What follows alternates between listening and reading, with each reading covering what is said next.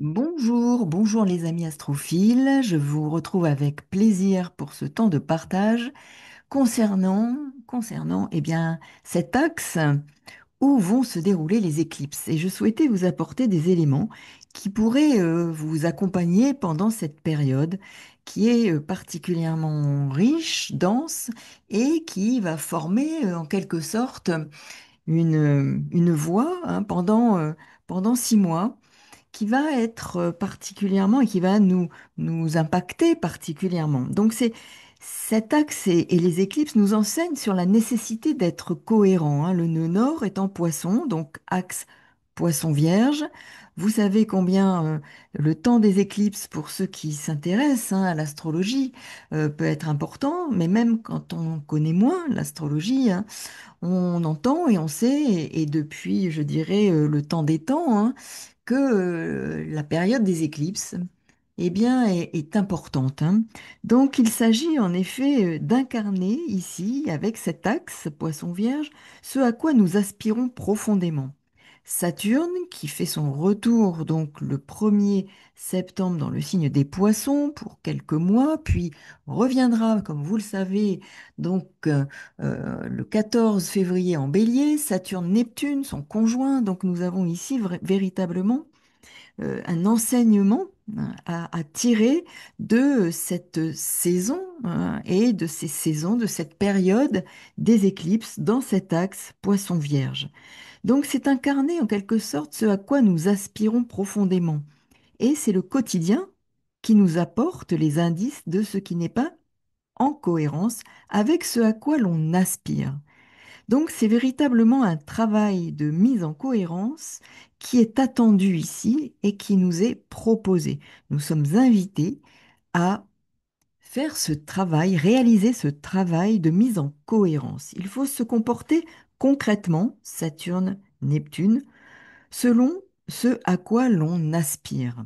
Intérieurement, observer chaque pensée, chaque fonctionnement qui est empreint de peur, de nos blessures émotionnelles pour progressivement se désidentifier de ce, je dirais, que cela entraîne dans nos comportements, de ce que cela provoque dans nos vies au quotidien. C'est en quelque sorte une mort à soi-même, et vous m'entendez suffisamment hein, parler de ces signes d'eau qui sont en quelque sorte c'est une mort pour une renaissance. Nous sommes ici avec le nœud nord en Poisson, Saturne, Neptune qui vont retourner faire un plongeon dans ce signe d'eau. Neptune en est le maître, et vous savez combien il s'agit ici d'un point de vue émotionnel, de se désidentifier de ce que là, ça entraîne dans nos comportements. Et en effet, c'est une mort en quelque sorte à soi-même, à ce à quoi on est identifié, à nos cristallisations. Donc, c'est comment se désidentifier progressivement hein, avec ces vieux vêtements usés qui entravent notre mouvement, donc la joie et l'amour dans notre existence. Alors, en alchimie, il est question de digérer un karma, hein. Ici, nous sommes dans cet axe où il peut être question de digérer, nœud sud en vierge, hein, c'est vraiment tout ce qui fait référence à la digestion et digérer un karma, mais surtout, ne plus l'entretenir. Et c'est ce qui est important ici, ne plus l'entretenir avec peur, culpabilité, car ainsi, l'on poursuit et l'on se crée un nouveau karma. En alchimie, l'on parle de la voie du humble, de l'humilité, et nous sommes bien avec la Vierge, et le dieu du karma en face, Saturne, en poisson. L'on voit bien, je dirais ainsi, combien cet axe évoque une alchimie intérieure qui nous est présentée à travers notre vie quotidienne.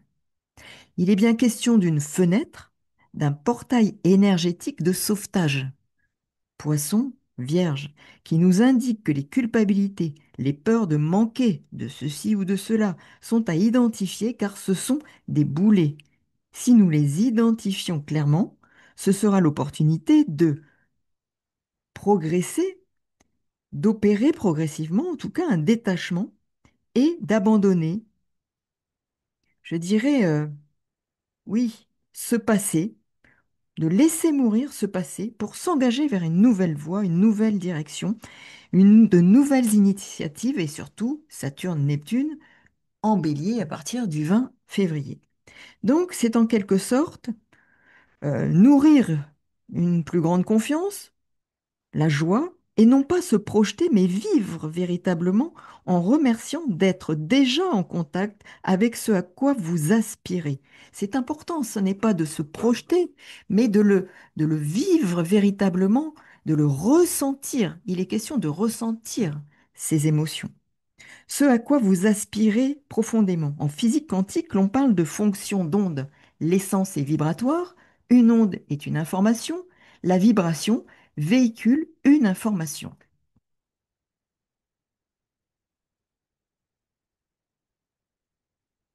Nous avons donc bien ici à, à tirer des enseignements de ce qui se joue actuellement pour chacun d'entre nous.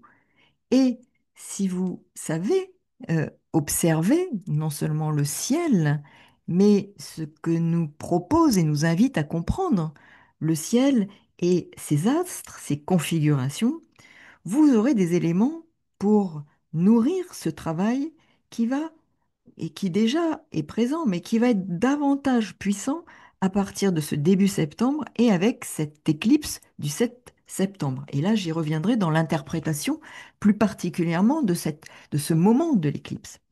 Donc, avec véritablement les enseignements et ce que vous pouvez éprouver, travailler sur vos ressentis, vos émotions, ce que vous éprouvez pour en tirer une substance et une substantifique moelle afin d'évoluer, hein.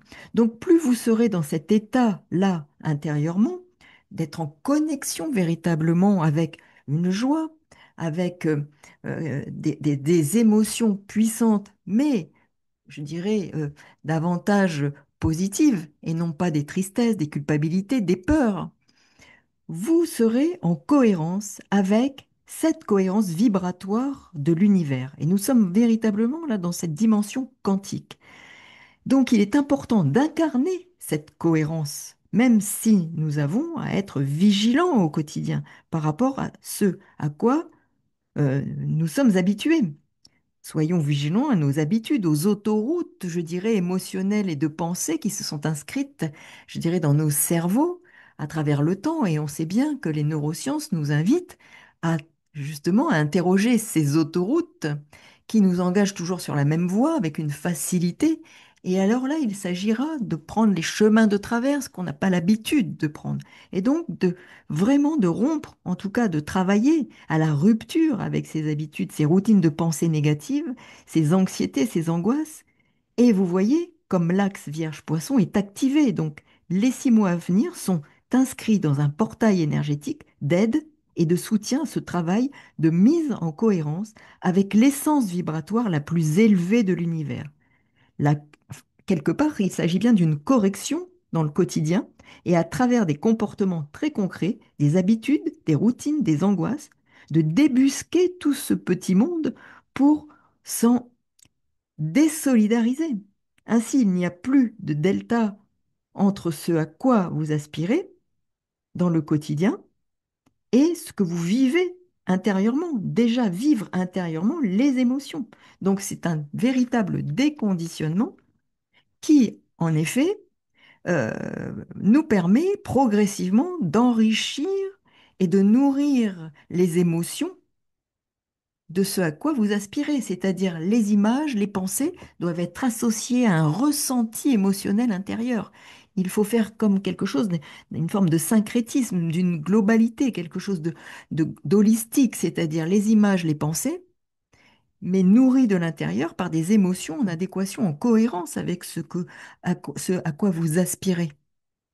Donc, si vous aspirez à telle ou telle situation, qu'elle soit dans le travail, amicale, sentimentale, ressentez, visualisez, mais ressentez aussi les émotions positives auxquelles elles sont associées pour permettre de nourrir et d'alimenter cette cohérence et non pas qu'il y ait un delta entre ce que vous espérez, mais toutes les peurs que vous nourrissez et qui font qu'il y a une forme de séparation entre ce dont vous rêvez ou ce dont vous aimeriez ce que vous aimeriez avoir dans votre existence, toujours, bien entendu, dans la joie et une forme d'amour. Et là, effectivement, vous avez la possibilité de tirer un enseignement et des outils à travers cette période des éclipses dans cet axe Poisson-Vierge. Alors vous avez l'évangile de Marc, hein, pour ceux qui ont envie, non pas par forcément en termes de religion, mais spiritualité, mais aussi en termes de culture, hein. Je pense que c'est toujours intéressant de connaître. Et l'évangile de Marc nous dit bien tout ce que vous demandez par la prière, pensez que vous l'avez déjà et pensez que vous l'avez déjà réalisé. Potentiellement, c'est ce que ça induit.